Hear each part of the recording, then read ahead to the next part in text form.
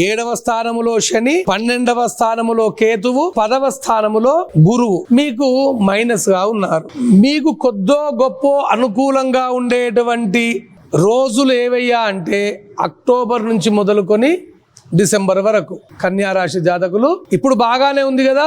మీకు అక్టోబర్ 19 నుంచి మొదలుకొని డిసెంబర్ మధ్యలో అయినా కార్యక్రమాలు అనుకున్నట్టయితే మీరు ఆచరించండి, దానిలో ఎటువంటి సందేహం వలదు. ఇప్పుడు మే దాకా మీరు ఏం పనులు అనుకున్నా కూడా తప్పకుండా పూర్తి అవుతాయి. మీకు ఎప్పుడు మైనస్ ఇస్తాడు గురువు?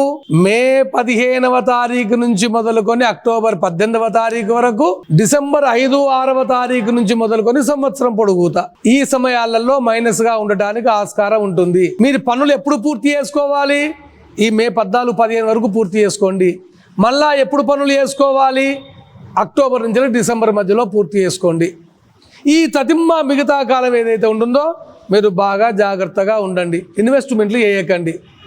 ఈ మధ్యలో విద్యార్థులు కావచ్చు, అవివాహితులు కావచ్చు, సంతానవంతులు కావచ్చు, ఇల్లు కట్టుకోవాలి అనుకునేటువంటి వాళ్ళు కావచ్చు, ఉద్యోగ నిమిత్తమై ప్రయత్నం చేస్తున్నటువంటి వాళ్ళు కావచ్చు, ఈ మధ్యలో మీ పనులన్నీ అయిపోతాయి, దానిలో సందేహం అవసరమే లేదు.